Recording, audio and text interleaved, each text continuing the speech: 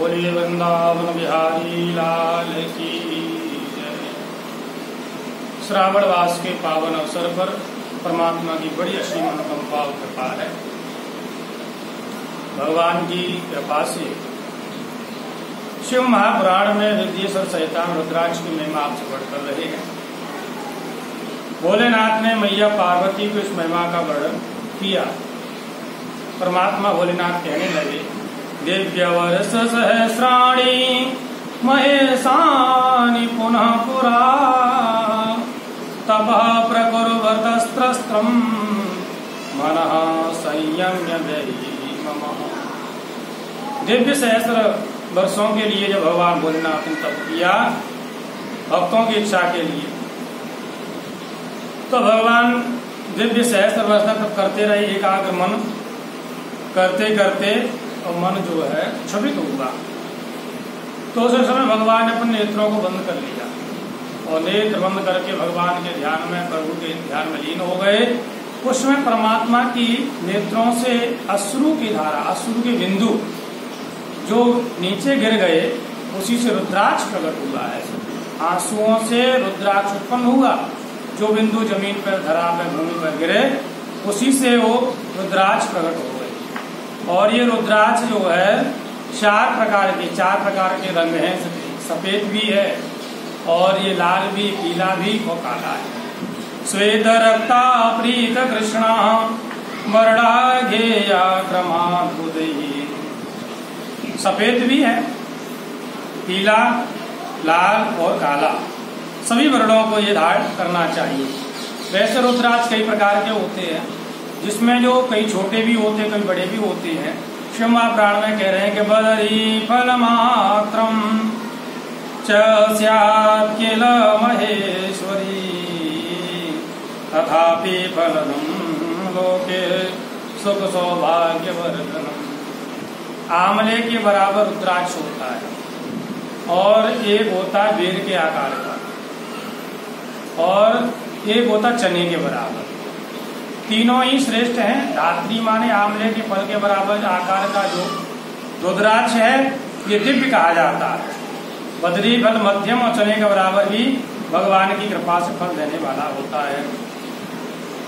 और कहने लगे, इस रुद्राक्ष में किसी प्रकार का कोई आकार में अंतर नहीं होना चाहिए। जैसे कीड़ा नहीं खाया हो, कभी कभी उसमें कांटे भी लगे होते हैं, कभी उसका आकार गोल नहीं हो, तो वो उसमें दोष है, ऐसा नहीं होना चाहिए।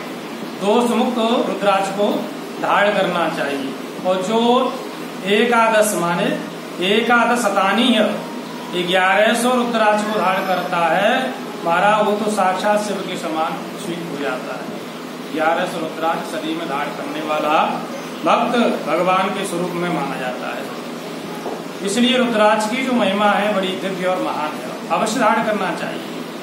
भगवान कहते हैं किसी भी मंत्र का जाप अन्य देवताओं के मंत्र के जप करने के लिए, अन्य मंत्रों के जप करने के लिए तुलसी की माला, अन्य जो माला लेनी पड़ती है, रुद्राक्ष से किसी भी देवता का जो है मंत्र का जाप किया जा सकता है। ये भगवान की महिमा है, प्रभु की कृपा है।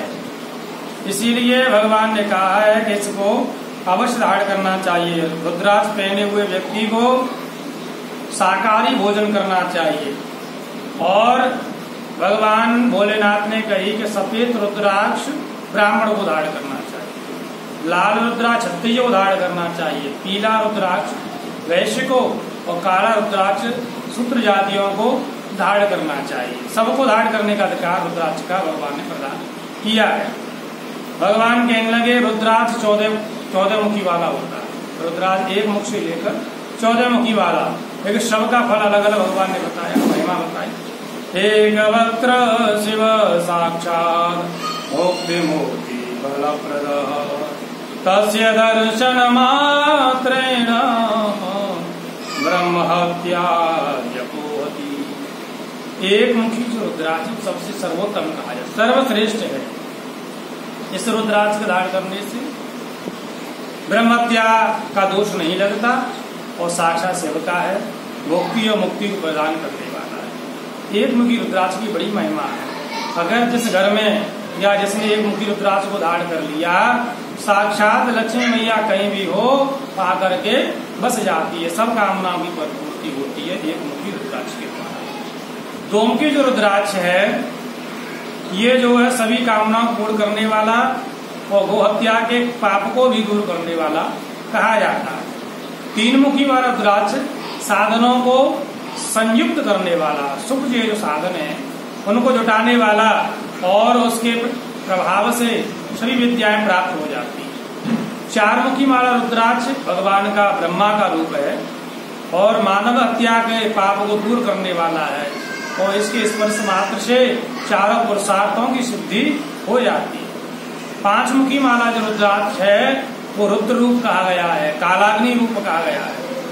मुक्ति को देने वाला, कामना को पूर्ण करने वाला और अवच्य का जो दोष लग जाता है ना उसको भी दूर करने वाला है। छह मुखी को रुद्राक्ष है ये साक्षात कार्तिकेय का स्वरूप कहा गया है। दक्षिण दिशा में दक्षिण भुजा में सीधे हाथ में धारण करना चाहिए। ब्रह्म हत्या जैसे पाप भी इसको दर्शन मात्र से दूर हो जाते हैं। सात मुखी वाला जो रुद्राक्ष धारण करता है वो दरिद्र भी महाराज जीवन में नहीं रहता, दरिद्री नहीं ना, दरिद्रता नष्ट हो जाती है। भगवान की कृपा से उसके घर में दरिद्रता नहीं रहती। आठ मुखी वाला रुद्राक्ष साक्षात वसु का स्वरूप है, भैरव का रूप है। इसके धारण करने से पूर्ण आयु की प्राप्ति होती है और साक्षात शिव की कृपा होती है। नौ मुख वाला जो रुद्राक्ष है ये कपिल मुनि का रूप कहा जाता है, इसे दुर्गा का रूप भी कहते हैं। इसके धारण करने से भगवान की कृपा सर्वेश्वर की सर्वस्व की प्राप्ति हो जाती है। इसे बाएं हाथ में धारण करना चाहिए। और दसमुखी वाला रुद्राक्ष जनार्दन वासुदेव का स्वरूप कहा गया है। इसके धारण करने से कामनाओं की परिपूर्ति शीघ्र हो जाती है। 11 मुखी वाला रुद्राक्ष भगवान शिव का स्वरूप है, सभी जगह विजय प्राप्त होती है इसके द्वारा।